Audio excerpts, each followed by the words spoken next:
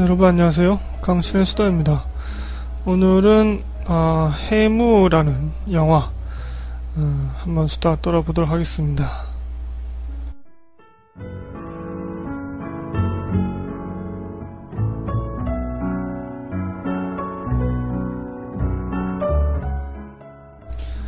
네, 여러분 이상하게 좀 오랜만에 뵙는 듯한 그런 느낌이 드네요.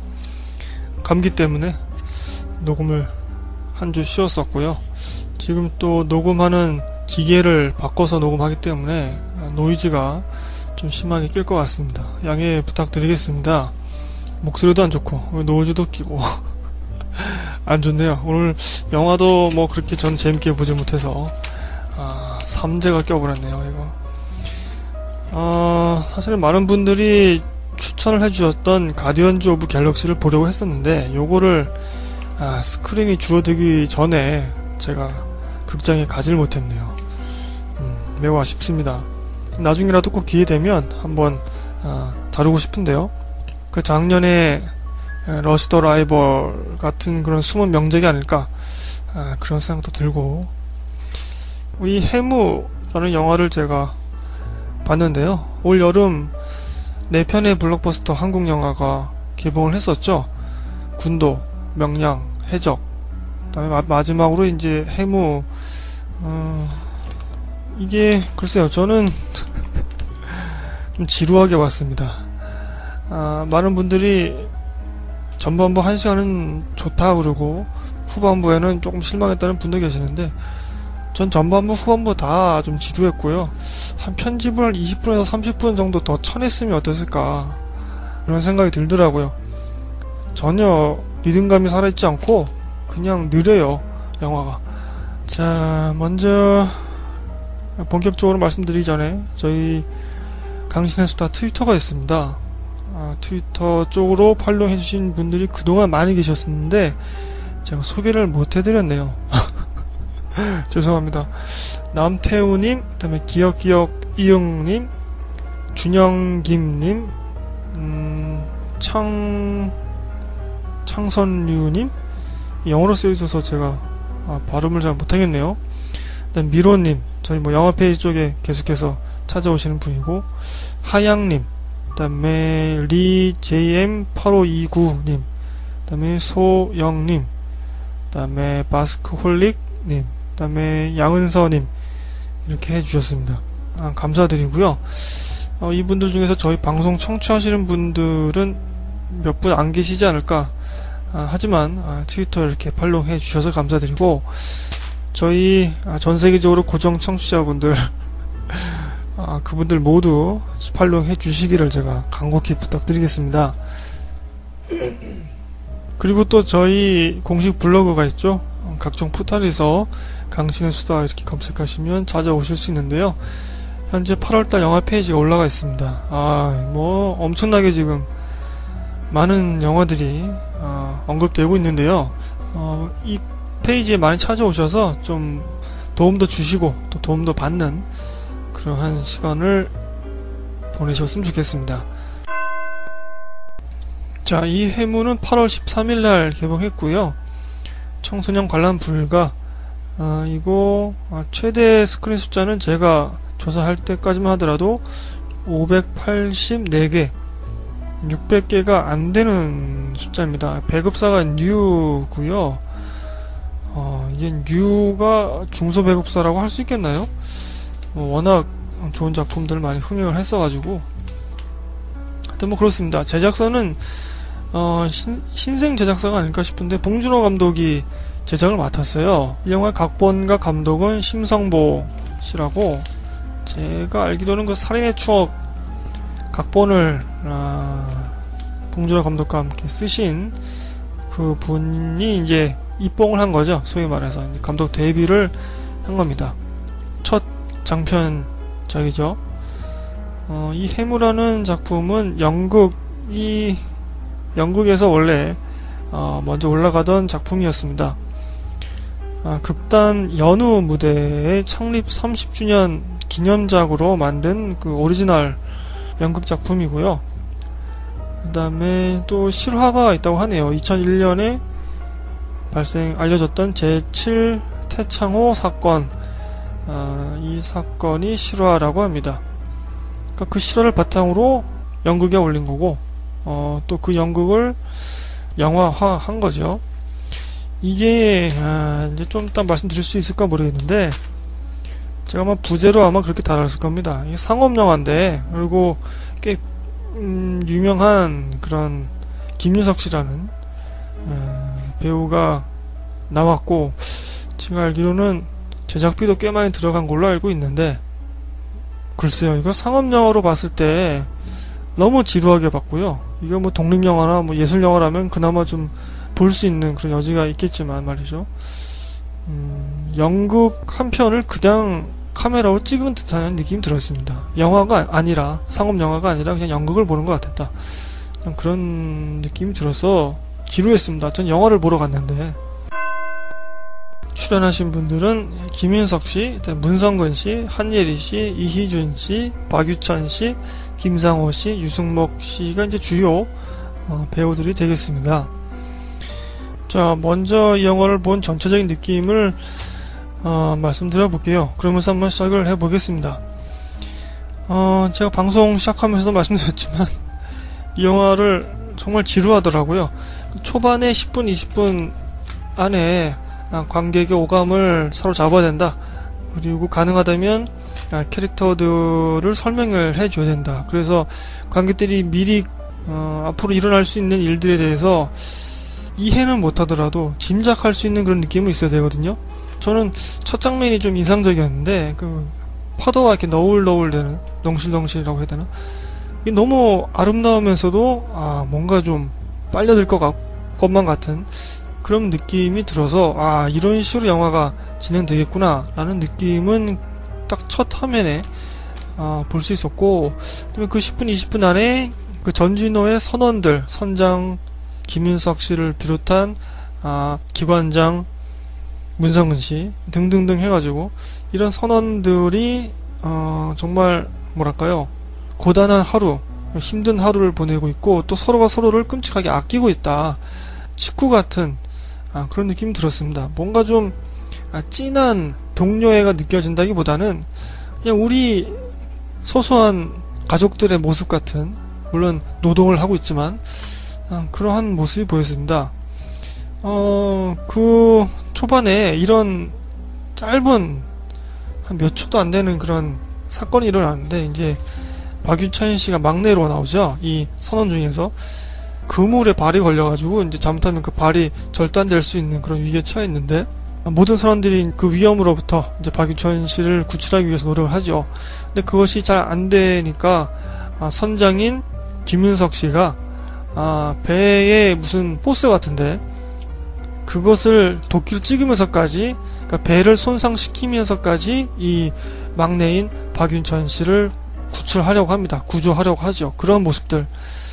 그러니까 애초에 그런 모습을 보면은 이 사람들이 배보다는, 물고기를 잡는 일보다는 이 식구 같은 동료들, 선원들을 더 위하는구나, 그런 걸 느낄 수 있었거든요. 결국에는 그 사건 때문에 이제 병어 떼를 놓치게 되고 그냥 빈손으로 귀향하게 되죠. 그러한 모습들이 처음에 나오거든요. 그래서 이러한 걸로 초반에 보였기 때문에 계속해서 이런 식으로 흘러갈 줄 알았지만, 그 모습을 반전시키는 그런 사건이 일어나게 되고, 그럼으로써 이 배 안에 있는 사람들이 서로 좀 나쁜 짓을 하게 되는 그런 모습을 보이게 되죠. 그런데 그렇게 초반에 나왔던 그런 정말 식구 같은 모습들이 후반에 변하게 되는데, 그렇게 변하게 되는 개연성이 좀 설명이 안 되는 것 같습니다. 납득이 안 되고요. 어떻게 보면은 좀 드라마의 구축을 실패하지 않았느냐. 왜 그런 것들 있잖아요. 영화를 볼 때 그 스크린 안에서 벌어지는 일들을 스크린 안에 영화의 논리로, 영화 속의 현실적인 논리로 우리 관객들에게 이해를 시키고 납득을 시켜야 되는데, 그 스크린 밖의 상식이나 논리로 이미 관객들은 이 사건을 이해해 줄 것이다, 혹은 이해해라 무조건, 이런 식으로 느껴지는 영화들이 있잖아요. 그런 느낌이 좀 들었습니다. 이 영화에서 일어난 그런 사건들이 일어났을 때 당연하게 이 사람들은 이렇게 변할 것이다 라는 것을 전제로 깔고 그런 설명들을 그냥 생략한 채 관객들이 이미 다 알고 있을 것이다, 이해해 줄 것이다, 그런 식으로 좀 아쉬움이 있습니다. 그 캐릭터와 이야기가 얽히고 설키고 하면서 하나의 드라마가 형성되고, 그 드라마를 통해서 또 관객이 감정이입을 하고 그 캐릭터에 또 몰입을 하고 그 이야기에 집중하게 되는 건데, 그것이 조금 많이 아쉽지 않았나 생각이 듭니다. 또 무엇보다도 그 캐릭터가 변하게 되는 개연성이 이게 좀 아니라는 생각이 들고요. 그리고 앞서 말씀드렸듯이 이게 연극 작품이 원작이다 보니까 말이죠, 이것을 일단 영화화시키는 건데 그게 좀 실패한 게 아닌가. 그래서 그냥 각각의 그 배역들의 연기 경연장 같았다. 연기들은 정말 다들 좋았거든요. 근데 그냥 그분들의 연기만 보였습니다. 그 연기를 통해서 어떤 감정을 전달해주고 또 하나의 이야기를 만들어야 되는데, 제가 앞서 말씀드렸던 그런 드라마가 만들어져야 되는데 그렇지 않고 그냥 연기만 열심히 하시는 그런 느낌이 들었습니다. 영화라는 것은 종합예술이기 때문에 연기자의 연기로만 관객에게 감동을 주는 그런 게 아니잖아요. 그런 장르가 아니잖아요. 이거는 모든 종합적으로 전체적인 흐름에 있어서 관객에게 다가갔어야 되는데, 뭐 어떤 분은 이렇게 말씀하시더라고요. 연출이 좀 형편없지 않았냐, 이런 말씀도 하시는데, 뭐 그렇습니다. 데뷔작이라고 생각하면 뭐 그나마 괜찮다고 볼 수도 있지만, 이게 제작비가 꽤 많이 들어간 걸로 알고 있고 상업영화로서 과연 좋게만 볼 수 있을 것인가 라는 생각이 들었습니다. 이 영화를 보면서 제가 떠오른 영화들은 남극일기라고 옛날에 송강호 씨가 유지태신가요? 같이 나왔던 그 영화가 있었습니다. 그 영화도 뭐 분위기는 좋았어요. 근데 정말 지루했죠. 자, 그러면 과연 어느 지점에서 구체적으로 조금 제가 볼 때 아쉬웠는가, 요거를 세 가지 뭐 장면이라고 해야 될까요? 그것을 통해서 한번 말씀드려보도록 하겠습니다. 뭐 전체적인 맥락에서 이 영화를 깔 수도 있겠지만 그냥 간단하게 이런 식으로 하려고 하고요. 이 영화의 그 스토리는 간단한 줄거리를 말씀드리면 그 자체가 스포일러가 되기 때문에 말씀드리기가 좀 애매하네요. 기본 설정만 말씀드리면, 앞서 말씀드렸다시피 그렇게 선원들이, 그러니까 배 이름이 전진호인데, 전진하라 할 때 그 전진호인데, 그 전진의 선원들이 식구 같은 그런 정말 서로를 아끼는 마음으로 일을 하고 있고, 그런데 이 배가 꽤 낡아서 계속해서 무슨 부품이 망가지고 돈이 많이 들어가고 물고기는 안 잡히고, 그러니까 적자가 계속 생기는 거죠. 그래서 선장인 김윤석 씨가 굉장히 곤란한 상황입니다, 현재. 그래서 다른 일을 좀 해보려고 해요. 물고기 잡는 것보다 이제 밀수라든가 밀항을 돕는다거나 뭐 그런 일을 한번 해보려고 합니다. 불법이죠.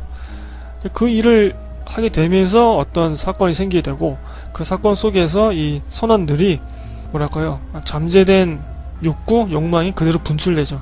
이 안개, 해무가 바다 안개잖아요. 이 해무, 이 안개라는 것이 어떻게 보면은 내 잘못이 상대방에게 잘 보이지 않을 거라는 그런 생각이 들잖아요. 또 나는 상대방이 잘 보이지 않고, 그렇기 때문에 어떤 윤리적인 절제, 도덕적인 기준, 그런 것들을 스스로 어기가 쉬운 그런 장치로 작용하고 있는 거죠. 왜냐면 내가 아무리 잘못을 해도 상대방이 내 잘못을 알 수 없는 그런 시야가 흐린 상태라면, 뭐 우리의 숨겨둔 그런 잠재된 욕망들 마구 분출하고 싶어지잖아요. 여러분들 혼자 계실 때 뭐 하는 그런 것들, 뭐 이상한 버릇이라든가 그러한 장치로서 이 안개가 펼쳐지게 됩니다. 또 그 상황에서 참 분위기 조성은 참 잘했다고 생각하는데, 여하튼 그러한 스토리로 이야기가 흘러갑니다. 자, 제가 첫 번째로 이 영화에서 조금 물음표를 던지고 싶은 그런 장면이라고 해야 될까요? 정말 뜬금없이 멜로 장면이 나오고 멜로 라인이 형성됩니다. 정말 뜬금없어요. 그 듀나라는 영화평론가께서는 이것이 좀 이해가 가는 측면도 있다. 왜냐면 인간이 극도로 스트레스를 받고 있는 상태에서는 성적인 욕구, 이성에 대한 욕구, 이런 것들이 쉽게 분출될 수 있다. 라고 그런 말씀을 하시는데 충분히 그것도 이해가 가는데, 근데 적어도 그 이야기의 흐름상에 관객이 납득할 수 있는 그런 상황이어야 되지 않을까 싶다는 거죠. 정말 뜬금없는 타이밍에 뜬금없이 사랑에 빠지고 그 한예리 씨하고 이제 박유천 씨가 멜로 라인을 형성하게 되는데, 초반에 한예리 씨가 물에 빠졌을 때 박유천 씨가 구하는 것까지는 충분히 이해가 갑니다. 그리고 뭐 잘 대해주고 또 이쁘니까 또 청춘 남녀니까 그렇게 이제 호감을 갖고 뭐 하는 건 이해되는데, 갑자기 그 우리가 상상할 수 있는 그 수준 이상을 보여줍니다. 그 이상의 러브라인, 그것을 보여줍니다. 목숨을 걸고 지키게 됩니다. 근데 그런 정도의 개연성이나 동기 설명이 이 영화에서는 철저하게 생략된다. 근데 이것이 그냥 소소하게 지나갈 수 있는 그러한 장면이라면 뭐 저도 그렇게 준하님 말씀하신 것처럼 그냥 이해하고 넘어갈 수 있겠죠. 큰 맥락에서의 재미를 위해서 눈 감고 지나갈 수 있겠죠. 그런데 이 러브라인이 이 영화의 후반부에서 굉장히 중요한 한 축을 담당하거든요. 그렇기 때문에 이 설명하는 것이 굉장히 중요하다는 거죠. 어떻게 보면은 정말 식구 같았던 그 동료들을 배신하게 되는 모습을 보게 되는데, 그러니까 그겁니다. 식구를 배신할 정도로, 목숨을 걸고 이 사람들을 배제시킬 정도로 이 한 여성을 사랑하게 되는가라는 거죠. 그 점에 있어서는 실패했다라고 생각합니다. 뭐 제가 뭐 실패다 아니다 이렇게 말하는 게 좀 건방진데, 뭐 건방져도 어쩔 수 없어요. 이 말을 꼭 드리고 싶네요. 실패했다. 정말 지루하고 어떻게 보면 짜증이 날 정도로 쟤네 왜 저러나 저러지 마라 그런 말이 나올 정도로 이해를 해보자면 말이죠, 이 비교적 그 잠재된 욕구라고 해야 되나요? 그런 욕망들이 절제하지 못하고 그대로 분출시켜버리는 여러 인물들 중에서 그나마 좀 정상적인 캐릭터가 필요하지 않았을까 라는 생각을 해봅니다. 그런 캐릭터를 하나 넣고 싶었던 거죠. 그런데 그냥 얘가 멀쩡하게, 남들은 다 이상해지는데 얘만 그냥 아무 이유 없이 가만히 있기 또 민망하니까 거기에 러브라인을 넣은 거죠. 사랑을 지키기 위해서 정상성을 유지하는 사람, 이런 거죠. 이런 설정인 거죠. 아주 다분히 전형적인, 너무 쉽게 가는 너무 실망했고요. 자, 두 번째는 그 선장 김윤석 씨가 이제 광기라고 뭐 저는 표현하고 싶은데, 뭐 쉽게 말씀드리면 미쳐 돌아갑니다. 이 선장 김윤석 씨의 광기, 미치는 것이 영화 후반부 갈등의 큰 요소로 작용을 하게 됩니다. 그러니까 선원들의 욕구를 분출시키게 되는 그런 계기가 되는 사건에는 그 선장이 뭐 이렇게 크게 역할을 하지 않습니다만, 그 사건이 일어난 후에 선원들끼리 갈등이 생기게 되는데, 그 갈등에 있어서 좀 많은 부분을 차지하죠. 이게 좀 난데없어요. 이것도 저도 이해는 되는데 좀 난데없다는 거죠. 그 초반에 그 선원들 중에서 뭐 여자를 밝히는 그런 선원이 2명 있었죠. 근데 그 선원 2명 말고는 다른 선원들의 잠재된 욕망이라고 해야 될까요? 그 숨겨진 집착, 이런 것들을 쉽게 짐작할 수가 없었습니다. 그 전에 하나 사전 설명을 위한 에피소드라든가 아니면 조금 더 행동이 변화되는 그런 동기를 설명하는 것에 조금 더 애를 썼으면 좋았을 텐데, 그러한 사전 설명이나 동기 설명 없이 갑자기 이 선장 김윤석 씨의 광기가 발휘됩니다. 표출되죠. 그러니까 굉장히 난데없어집니다. 이것이 또 그 후반 갈등의 큰 요소인데 갑자기 이런 모습을 보이는 게 좀 그랬습니다. 그러니까 이 선장은 계속 배를 지켜야 된다, 뭐 그런 식으로 얘기를 하는데 이 배에 좀 더 집착하는 그런 모습을 보였으면, 아니면 그런 모습을 보이는 에피소드를 그 전에 하나 집어넣었으면 더 좋았지 않았을까라는 생각이 듭니다. 앞서 말씀드렸듯이 동료를 위해서 배에 손상을 가할 정도로 그러한 정말 아끼는 그런 정말 가족 같은 선원들인데 갑자기 선원들보다도 배를 더 중요시하게 되니까 이게 좀 납득이 안 된다는 거죠. 그 미랑 사건 전에 중간 정도의 그런 에피소드를 하나 뭐 짧게라도 한 10분 정도라도 집어넣어서 그 사건을 통해서 미리 관객들이 이 캐릭터들 하나하나에 모두 잠재된 욕망들, 그런 것들을 조금이나마 더 알 수 있는 시간이 있었다면 그 후반부의 미랑 사건으로 인해서 벌어지는 일들을 좀 이해하기 쉬웠지 않았을까, 납득하기 쉬웠지 않았을까 싶은데 그 점이 아쉬웠습니다. 자, 세 번째로는 그 기관장 문성근 씨 캐릭터의 쓰임새가 도대체 뭔지를 모르겠어요. 그러니까 이분이 좀 사연이 많은 그런 사람은 나오고 배 안에서 계속 숨어 지내죠. 그 해양 경찰이 와서 뭐 선원 조사도 하고 막 그러는데, 출항 전에 거기에서도 숨어 있습니다. 어떤 사연이 있는 거죠.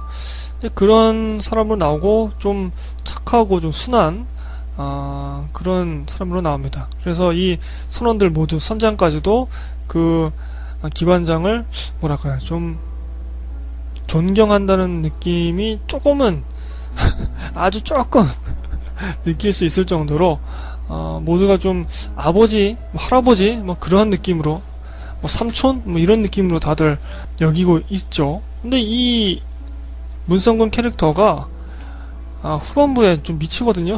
그러니까 쉽게 말해서 김윤석 씨 같이 미치는 게 아니라 뭐 광기를 막 분출하고 이게 아니라 그냥 정신이 나가버려요. 뭐 귀신의 목소리를 듣는 것 같고 그런 식으로 그냥 정신이 나가버립니다. 치매 걸린 것처럼. 이게 이제 어떻게 보면은 후반부의 분위기 전환을 위한 장치, 뭔가 좀 미스테리하고 말이죠, 뭐 그런 분위기를 위한 것 같기도 한데 왜 갑자기 이렇게 되는가, 그리고 이렇게 됨으로써 이 영화에 어떤 쓰임새가 있었는가. 쉽게 말씀드리면 그거죠. 왜 이렇게 바뀌었는가, 왜 이렇게 바뀌어서 무슨 얘기를 하려고 하는가, 이게 도대체 이해가 안 된다는 거죠. 왜 이걸 왜 넣었는지. 문성근 캐릭터를 영화에서 지워버려도 전혀 영화가 전개되는 데는 지장이 하나도 없습니다. 왜 넣은 거예요 도대체. 그냥 소모되는 캐릭터, 그냥 소모되는 변화였다. 전체적으로 이야기 짜임새가, 그리고 캐릭터를 설명하는 것들이 굉장히 부족했고요. 작은 사건, 작은 행동들, 그리고 캐릭터들이 모두 좀 파편화되어 있다. 하나하나가 그냥 산발해 있는 거죠. 이렇게 그 하나의 맥락으로 크게 이어지는 것이 아니라, 그렇기 때문에 이야기 자체에 집중할 수 없었고, 또 영화의 속도감이나 리듬감도 굉장히 느리기 때문에 그 이야기에 집중 못하면 영화가 드러내는 그 독특한 분위기라든가 뭐 느낌들, 이런 것들에도 우리가 그냥 푹 빠져서 영화를 볼 수도 있잖아요. 이야기가 이해가 안 돼도. 근데 이 영화는 그것조차도 좀 실패한 게 아닌가. 왜냐하면 어느 캐릭터 하나도 분위기 조성을 위해서 개연성 있는 변화를 보인다거나 행동을 보이는 그러한 인물이 없었기 때문에 그 분위기도 마음에 안 드는 거죠. 자, 이 영화의 세 장면을 통해서 지금 제가 물음표를 던졌는데요. 사실 뭐 별다르게 할 말은 없습니다. 그러나 이 영화를 좋아하실 수 있는 분들도 있다고 합니다. 현재 뭐 일주일이 지났는데 100만이 넘었다고 합니다. 스크린 숫자가 584개, 600개가 안 되는데 100만이 넘었다고 하니까 또 꽤 흥행을 하고 있지 않는가라는 생각이 드는데, 이 영화를 좋아하실 수 있는 분들을 제가 감히 추측을 해보자면, 인간의 또 숨겨진 욕망을 나타내는 영화들을 좋아하시는 분들도 있잖아요. 그리고 어떤 순간순간적인 충격, 전 큰 하나의 맥락에서의 이야기 자체의 충격이 아니라 순간순간 장면이 나타내는 그런 충격에 좀 예민하신 분들은 이 영화를 즐기실 수 있을 것 같다, 그런 생각이 듭니다. 뭐 좋아하는 배우들, 그분 연기를 보시는 것도 즐길 수 있는 요소가 되겠죠. 자, 그리고 이 영화를 보면서 제가 좋았던 점은 뭐 사실 정말 억지로 한번 생각을 해봤는데요. 이제 홍일점으로 한예리 씨가 나와요. 한예리 씨는 참 이쁘게 나오더라고요. 그 영화 속에서 모든 인물들이 거의 무채색에 가까운 그런 옷을 입고 있는데, 이 한예리 씨만은 약간 붉은색의 치마를 입고 있고, 또 얼굴 자체가 굉장히 하얗게, 피부가 하얗게 그렇게 나오기 때문에 다른 인물들하고 많이 좀 비교가 되는 거죠. 두드러지게 보이게 되고 이쁘게 나옵니다. 마음에 들더라고요, 그거는. 그리고 이희준 씨라고 계십니다. 여기서 제가 볼 때는 유일하게 이 영화에서 좀 생동감을 줄 수 있었던, 그나마 좀 납득이 되는 그런 캐릭터를 연기했다고 제 생각되는데요. 과하지 않은 연기이지만 그 인물의 모습만으로도 관객은 이 캐릭터의 설정을 짐작할 수 있고, 얘가 어떤 행동을 할 것이며 얘가 왜 이런 말을 하는가, 이것을 알 수 있을 정도의 그런 연기를 보여주십니다.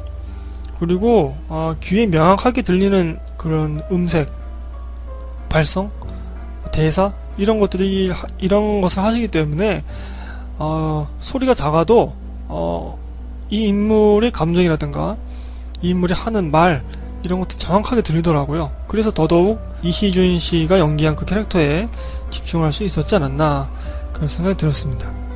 다른 분들도 다 연기 좋았지만 저는 특히 이 두 배우 이희준 씨와 한예리 씨한테 좀 집중을 할 수 있었습니다. 뭐 그나마 좋은 점이라고 할 수 있겠네요.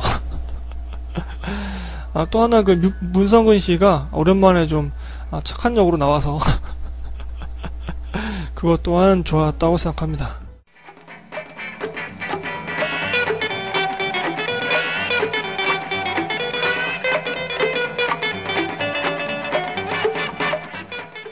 자, 총평하면서 그냥 마무리하겠습니다. 오늘 뭐 방송 분량 별로 안 나오는데 이거 별로 뭐 할 얘기가 없는 영화입니다. 그래서 가디언즈 오브 갤럭시를 봤어야 되는 게 아니냐 그런 생각이 드는데 후회가 되네요. 이 영화는 영화라기보다는 연극 한 편을 보는 것 같았다. 배우들의 연기에 집중해서 보시면 뭐 그나마 볼 수 있을 것 같고, 또 그런 인간의 숨겨진 잠재된 욕망, 광기, 이런 것들을 보시는 것을 좋아하시는 분들은 또한 즐기실 수 있겠지만, 저는 전체적으로 지루했고 너무 느렸다, 그런 측면에서 또 영화적인 재미도 조금이 아니군요. 좀 많이 떨어진다. 속도감도 많이 느리고 전반부와 후반부 저는 모두 다 재미없었다, 지루했다, 그렇게 말씀드리겠습니다. 캐릭터들이 변하게 되는 그런 계기가 전혀 설명 안 됐고, 그 사전에 이 캐릭터들이 어떠한 욕망을 갖고 있는지 그러한 사전 설명도 매우 부족했고, 이야기와 캐릭터들이 겉돌고 있는 느낌이 들기 때문에 드라마 형성에도 실패한 게 아니냐, 그런 생각이 들었습니다. 한 20분, 30분 정도는 편집해서 잘라버렸어야 된다. 그래서 한 70분, 80분 정도의 영화로 만들었으면 그나마 재밌지 않았을까. 건방진 아주 생각을 한번 해봤습니다. 너무 아쉽고요. 하여튼 남극 일기가 계속 생각나네요. 분위기를 좋아하시는 분들, 분위기를 잘 타시는 분들은 이 영화 좋아하실 수 있을 것 같습니다. 근데 저는 그 이야기에 좀 더 집중하는 스타일이기 때문에 좀 그런 차이가 있었던 것 같고, 그렇습니다. 이건 뭐 몇십억인가요? 좀 그렇게 크게 들어간 예산이 투입된 상업 영화라기보다는 그냥 연극 한 편 같았다, 그런 말씀을 드리고 싶습니다. 자, 오늘 방송 제 목소리 상태도 안 좋고 이 방송하는 기계의 노이즈도 많이 끼어서 여러분들 청취하시는데 좀 불편하셨으리라 생각됩니다. 양해 부탁드리고요. 여러분 감기 조심하시고요. 제가 감기가 계속 이어지다 보니까 좀 몸이 많이 좀 상한 것 같아요. 여러분들도 조심하시기 바랍니다. 저희 트위터, 그다음에 저희 블로그 했으니까 많이 좀 찾아와 주시고요.